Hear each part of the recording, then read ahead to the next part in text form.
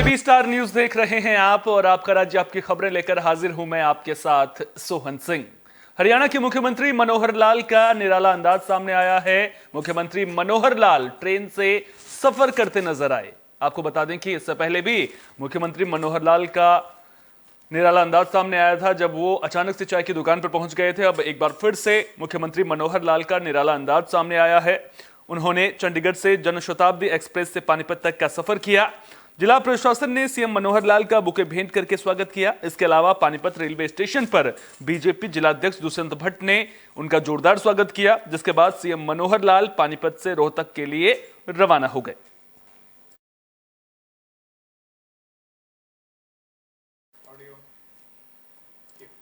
हरियाणा में चुनाव से पहले सियासी घमासान देखने को मिल रहा है। सियासी पार्टियां जोर आजमाइश करती हुई नजर आ रही हैं। आरोप प्रत्यारोप का सिलसिला भी लगातार चल रहा है। इसी कड़ी में हरियाणा के पूर्व मुख्यमंत्री भूपेंद्र सिंह हुड्डा हरियाणा सरकार पर जमकर बरसे। उन्होंने कहा कि बीजेपी जेजेपी सरकार जनता की उम्मीदों और चुनावी घोषणा पत्र को लागू करने में विफल साबित हुई है, जिसकी वजह से आज कोई भी वर्ग इस गठबंधन सरकार से खुश नहीं है। उन्होंने कहा कि हरियाणा में चुनाव को लेकर कांग्रेस पूरी तरह से तैयार है। पिछले 5 सालों से कांग्रेस लगातार जनता के बीच जा रही है, सड़क से लेकर सदन तक जनता की आवाज उठा रही है, जबकि बीजेपी और जेजेपी सत्ता का सुख भोगने में लगे हैं। उन्होंने कहा कि हरियाणा में आने वाली सरकार कांग्रेस की होगी और पार्टी अपने घोषणा पत्र में किया हर एक वादा पूरा करेगी, जबकि हरियाणा की मौजूदा सरकार ने बुजुर्गों को 5100 पेंशन, 75% नौकरियों में आरक्षण, एमएसपी की गारंटी, किसानों की डबल आय, हर परिवार को पक्का मकान देने जैसे जो वादे किए थे वो झूठे साबित हुए हैं। राम मंदिर को लेकर जब भूपेंद्र सिंह हुड्डा से सवाल पूछा गया तो उन्होंने कहा कि भगवान राम सभी की आस्था के प्रतीक हैं। सबसे पहले राम मंदिर के दरवाजे राजीव गांधी ने खोले थे। उन्होंने कहा कि भगवान राम को किसी पार्टी से नहीं जोड़ना चाहिए, वे सबके लिए पूजनीय और श्रद्धा के केंद्र हैं।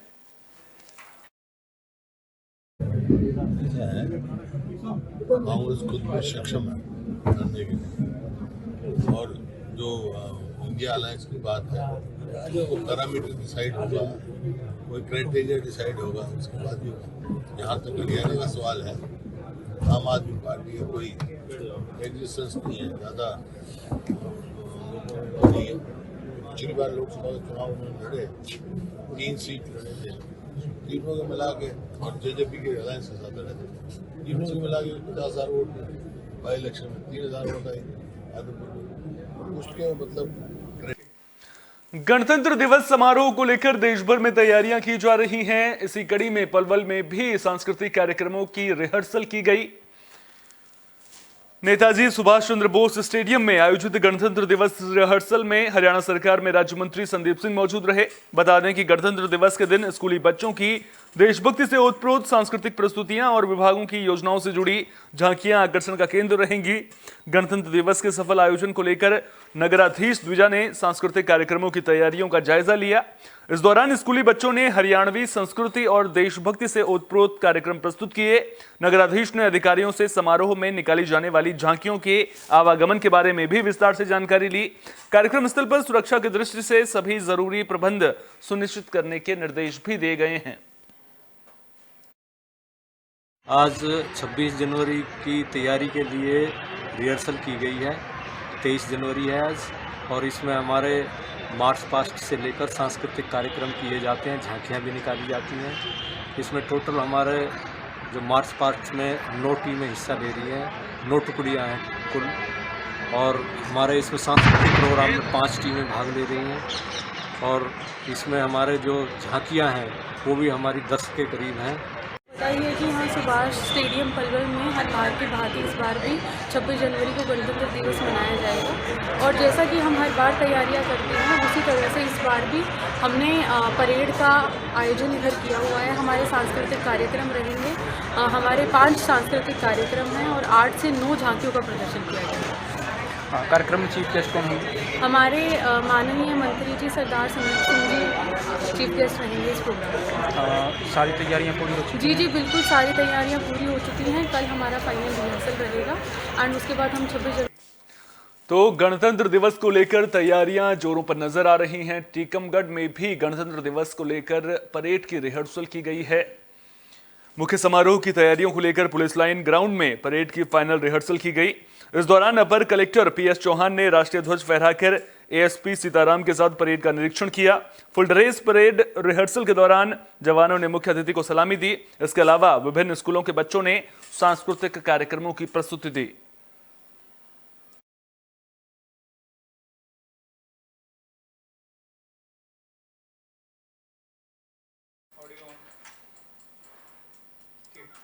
बुलेटिन में बात बेतिया के रामनगर की भी कर लेते हैं, जहां पार्षद नाराज हैं और धरने पर बैठने को मजबूर हो चुके हैं।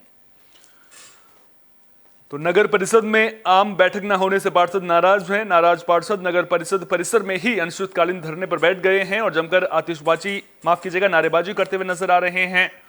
पार्षदों का कहना है कि बैठक न होने की वजह से वार्डों में विकास के काम पर असर पड़ा है। बहुत दबाव के बाद 9 जनवरी को आम बैठक की घोषणा कार्यपालक पदाधिकारी ने की थी, लेकिन उस बैठक को बिना कोई कारण बताए ही निरस्त कर दिया गया। पार्षदों का आरोप है कि साजिश के तहत जनता का हक मारने के लिए आम बैठक नहीं की जा रही है, जिसे बर्दाश्त नहीं किया जाएगा। पार्षदों ने जल्द बैठक न होने पर उग्र प्रदर्शन की चेतावनी दी है। आज 3 महीने से आम बैठक नहीं हो रहा है, जिसके आलोक में हम सभी पार्षदगणों ने 30 तारीख को हमने लेटर दिया चेयरमैन को और ये पदाधिकारी को, कार्यपालक पदाधिकारी को, जिसके आलोक में भारी दबाव में हम लोगों के आलोक में उन्होंने डेट निकाल दिया। ये 9 जनवरी को बैठक होगी। उसके आनंद फानंद को देखते हुए चेयरमैन साहब ने भी डेट निकाल दिया कि 30 तारीख को बैठक होगी। संयोग से 30 तारीख को बैठक ने किस कारणवश चेयरमैन साहब ने कैंसिल कर दिया उस बैठक को और अगले 30 को निर्धारित कर दिया, लेकिन उस डेट में भी बैठक नहीं हो पाया, जिसके आलोक में हम सभी पार्षदगणों द्वारा एक धारा 48(3) के प्रावधानों के तहत हम लोगों ने इस बैठक को आयोजित करने के लिए लेटर दिया पदाधिकारी को। आज माननीय वार्ड पार्षदों ने नगर कार्यालय परिसर में बाहर धरने पे बैठे हुए हैं, तो उसमें उनकी मुख्य मांग ये थी कि हम लोगों ने जो माननीय वार्ड पार्षदों ने जो बैठक के लिए अधियाचना कार्यपालक पदाधिकारी के नाम दी थी, हमारे नाम दी थी, उसमें हमने कोई प्रतिक्रिया नहीं की है। देखिए, जो बैठक की अधियाचना है वो वार्ड पार्षद उसी स्थिति में दे सकते हैं जब अध्यक्ष द्वारा बैठक की तिथि ना निर्धारित की जा रही हो या बैठक बहुत लंबे समय से बार बार वार्ड पार्षदों के कहने पर भी उनकी उपेक्षा की जा रही हो और अध्यक्ष द्वारा बैठक नहीं निकाली जा रही हो। ऐसी स्थिति में ऐसी स्थिति बिहार नगर पालिका अधिनियम में ये प्रावधान है कि वार्ड पार्षद स्वयं एक उसमें न्यूनतम संख्या है, उतनी संख्या के। रोहतक में बिजली कर्मचारियों का हल्लाबोल देखने को मिल रहा है। बिजली कर्मचारियों ने विभागीय मंत्री पर वादा खिलाफी का आरोप लगाया है। मांगे पूरी ना होने पर आंदोलन की चेतावनी दी है। रोहतक के राजीव गांधी बिजली भवन में all Haryana power corporation workers union से जुड़े सर्व कर्मचारी संघ का यह प्रदर्शन सर्कल स्तरीय था, जिसमें बिजली कर्मचारियों ने राज्य सरकार के खिलाफ जमकर नारेबाजी की। बता दें कि बिजली कर्मचारी एनपीएस रद्द कर पुरानी पेंशन बहाल करने की मांग कर रहे हैं। इसके अलावा बिजली निगमों में तकनीकी कर्मचारियों के लिए जोखिम भत्ता 5,000 रुपए करने और संविदा कर्मियों को नियमित करने की भी मांग की गई है। संविदा कर्मियों के नियमित न होने पर उनके लिए समान काम के बदले समान वेतन की मांग भी की गई है।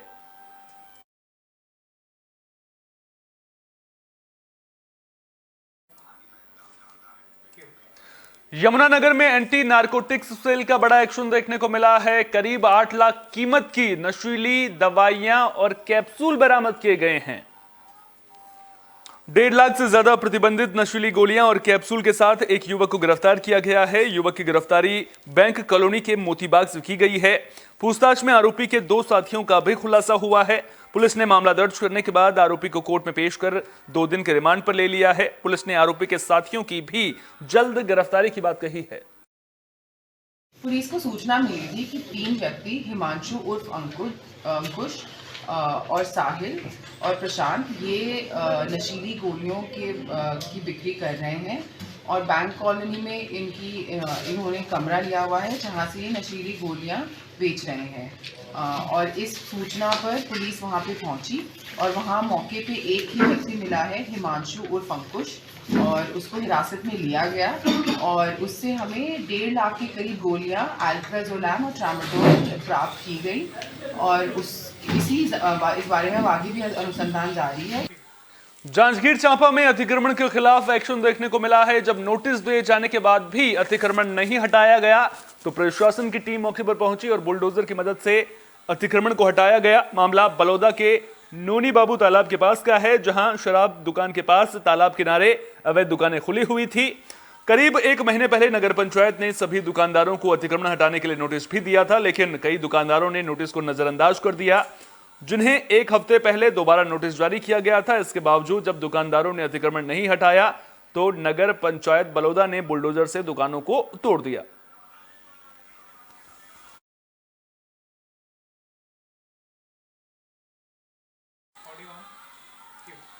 यमुनानगर में एक ऑटो चालक की इसलिए पिटाई कर दी गई क्योंकि ऑटो चालक ने सामान ले जाने से इनकार कर दिया था। घायल ऑटो चालक को इलाज के लिए अस्पताल में भर्ती किया गया है।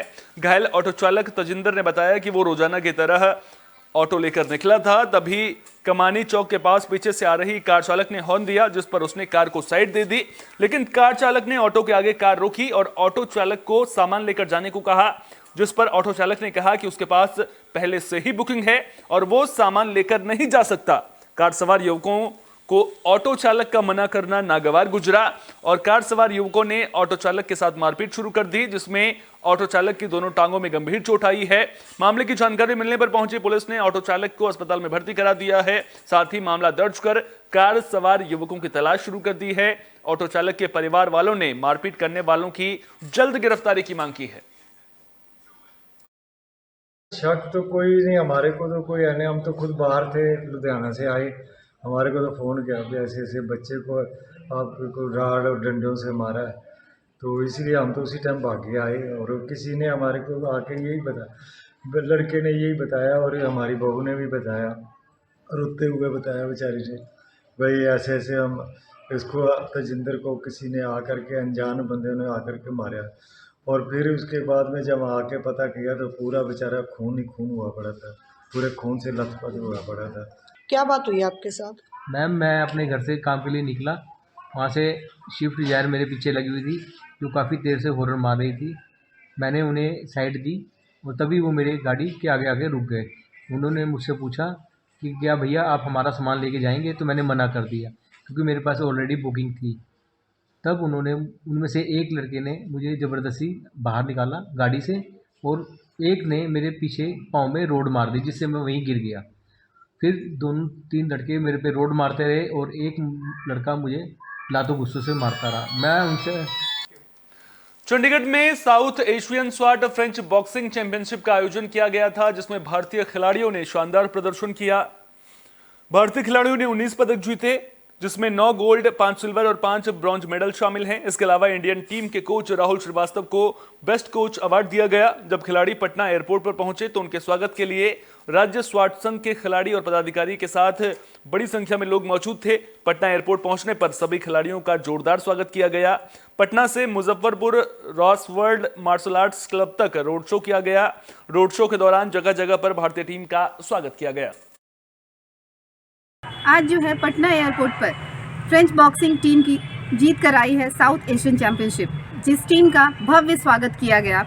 इस टीम में स्वागत समारोह में राज्य स्वाट संघ के पदाधिकारी, खेल प्रेमी एवं सभी अभिभावक मौजूद थे। खिलाड़ियों का स्वागत तिलक एवं चंदन लगाकर, उनको माला पहनाकर एवं पगड़ी पहनाकर उनका स्वागत किया गया।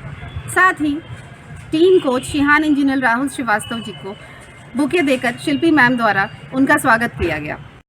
आज जो है पटना एयरपोर्ट पर फ्रेंच बॉक्सिंग टीम की जीत कर आई है साउथ एशिया। आपका राज्य आपकी खबरों में फिलहाल इतना ही। अपना बहुत बहुत ख्याल रखिए। देश और दुनिया की तमाम अहम खबरों के लिए देखते रहिए AB स्टार न्यूज।